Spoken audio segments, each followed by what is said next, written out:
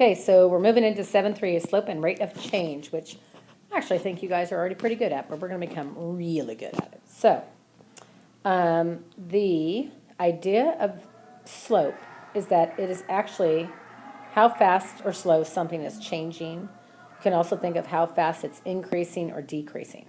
So, one phrase you've heard of that, for that, is rise over run, which means it's the change in your vertical distance, if you're looking at a graph, over the change in your horizontal distance. Okay? So, meaning, for every, let's say on this graph, for every step I move over, how far up does my point go? For every step over, if I'm going from 4 to 9, how far up did that point go? So, another way that you sometimes will see that is they more specifically call it a function. For instance, in this case, this is how far something is going based on the time. And we actually use those initials instead of y and x. So for that you would have the distance based on the time. And we refer to those more as functions. These are all functions, but this is actually going to be a much more common way for you to see these types of problems as you go further in math. So for this graph, we're moving over from 4 to 9. And again, we can draw that triangle. And then up to that next point, we're going from 3 up to 7, which is 4. Those 2 points create that line right there. So our slope is always a change in our vertical over the change in our horizontal. So in this case, our slope, which we always use the letter m, is going to equal 4 over 5. And we know it's positive slope because looking left to right, it's going uphill. So I want to try something with you guys. In the slope, actually we'll wait for that till we get the slope-intercept form. So slope is rise, run, like I said. And some of you have seen the y2 minus y1 over x2 minus x1 formula. But we are not going to use that. I would rather that you use this formula, which is a triangle and a triangle. That triangle is the Greek letter delta, and it means change. And that's what we're really trying to find. How much are we moving, increasing, decreasing? What's going on in this situation or any other situation that we are looking at? Okay, so we're going to try that down here. And what I would like you to do is I just want you to look at your x and y coordinates for each. Sometimes what I actually prefer to do is actually stack these 2 sets of coordinate points right below each other. And then you're just asking yourself, with my y values first, we're going to put those on the top of our ratio, from 16 to 4, am I increasing or am I decreasing? Well, I'm decreasing. That's going down from 16 to 4. And I'm decreasing by 12.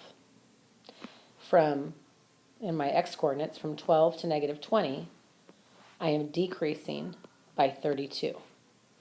Now you just need to simplify that.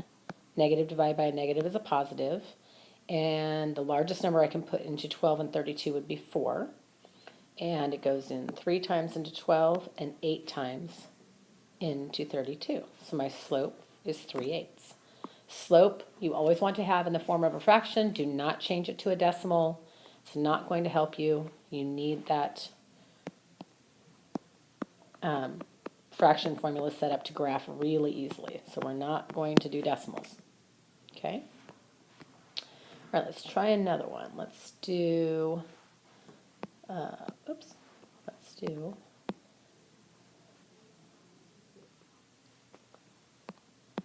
7, negative 4, and 15, 0. Okay? So I want you to try and do that on your own. Think about how far your y values are changing and how far your x values are changing. You can even put them over here to kind of remind yourself. Okay? So from negative 4 to 0, we're going up 4 steps. And from 7 to 15, we're going up 8 steps. So the slope of that line, we reduce 4 over 8, we get 1 over 2. Pretty easy so far? Hope so. Okay, when you look at tables, you're doing the same thing. Remember that on linear functions,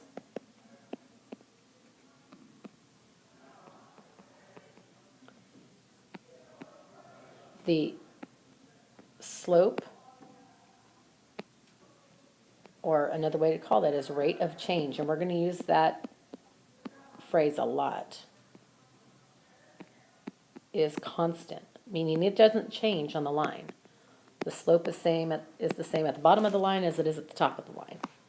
So you're doing the same thing. We're just figuring out how far are my y values changing and how far are my x values changing.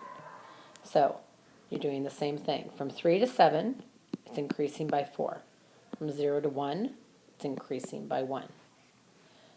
Should happen the same all the way down. The ratio should be the same. Even if your increments are different, you're not going by 1 on your inputs, the ratio will still be the same.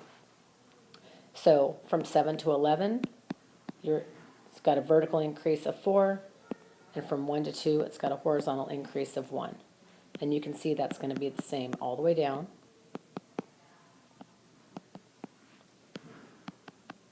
So the slope of that line is positive 4. That's how much my output is changing based on every 1 increase in my input. So my slope equals 4. You can write that as 4 over 1. That's fine. Okay, no problem with that. Let's move over here. So from -2 to 1, I'm increasing by 3. Let's just do all the way down the x column. From 1 to 4, I'm increasing by 3. 4 to 7 is a 3 increase. And 7 to 10 is a 3 increase. On the y side, I'm going from 22 to 17, which is a decrease of 5. 17 to 12 is a decrease of 5. 12 to 7 is a decrease of 5, and 7 to 2 is a decrease of 5. Now I just need to combine that and state that I'm decreasing by 5 every time my x is increasing by 3. So we can simplify that into a 1 sign fraction, and our slope is going to be -5/3. This would be a line that goes downhill like that. Okay, excellent. Next page. All right. So you often have seen the equation for a line looking like this: y equals mx plus b. I want to start a new trend, and I want us to flip that around and use y equals b plus mx. And I think from our graphing that we've already done, you might see why. So when we were graphing on the first section, I always told you to start from that y-axis point. Just makes life easier, right? So if that's where we're going to begin, and b is the letter that represents that starting point, why not start with that? So start with that, and then we can decide how much things are changing by us. So we're gonna try that and see how that goes. So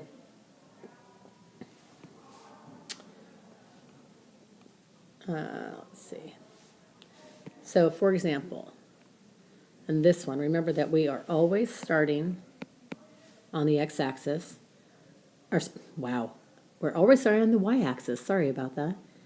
And we are starting at that point. That's our y-intercept. It's where it crosses the y-axis, and that's at 2. So that's our beginning point. That's our b. That's our y-intercept. That's when we don't have any input going on at all. And now we just need to figure out how far down and over it's going. This is going to be negative slope. We know that because it's going downhill, right, when we're looking left to right. And in this case, it's going down 2 and over 4. So it's going down 2 over 4 every time we change that x input. So now all we need to do is simplify that fraction, and we would have 2 minus 1/2 x. So if you want to write that, because you're used to doing slope-intercept form the old-fashioned way, I am perfectly okay with that. All we did was take our two pieces and just change their order, but their values are the same. But I want you to give this a try, and we'll talk more in class about why I think that's going to be helpful to you. Okay. So again, start on the y-axis, and we're looking at this point right here. So we have y equals, and that point is at -3. And I need to find another point that's right on the line. So in this case, that's going to be right here.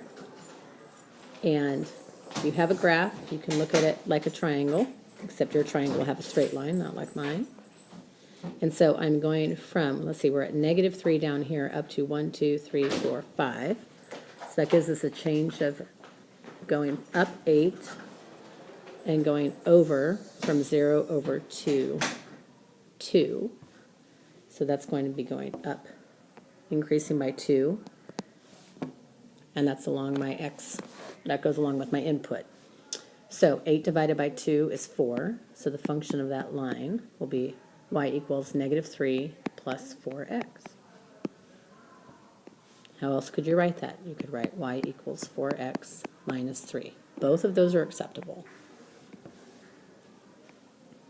Okay. All right. Bob has 40 Skittles. He eats 5 Skittles every 3 minutes. So you're going to start with what you have, and then he's changing by 5 Skittles every 3 minutes. Okay, I used M. You could use X. Let's use X for now just to keep it really generic. We're going to start doing a lot of real-life word problems where we'll use the actual words. Okay. Sarah runs 3 miles every 24 minutes. She already has 5 miles. So you begin with what you have, and then how much is it changing? Well, it's changing 3 miles every 24 minutes. And we need to reduce that fraction. So we would get y equals 5 plus 1/8 x. Okay. So, from our activity we did in class yesterday, I know that you guys are really good about what direction slope is going. So, if it's going downhill left to right, that's going to be negative slope. It's going uphill, that's going to be positive slope. If it's just flat, nothing's ever changing, then that's going to have a slope of 0. Okay? Here's where the undefined comes in. So, if I look to see how far I move my, let's pick 2 points on this line. Let's pick there and there. So I've got, let's see, what is that? 4, 0, and 4, 3. So let's use our slope formula. Our y values are increasing by 3, but our x values aren't increasing at all, right? From 4 to 4, there's no change. So that's 0.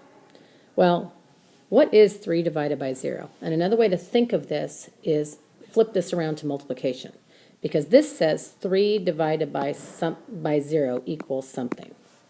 Well, let's see if we can figure that out backwards. So that means something times 0 has to equal 3.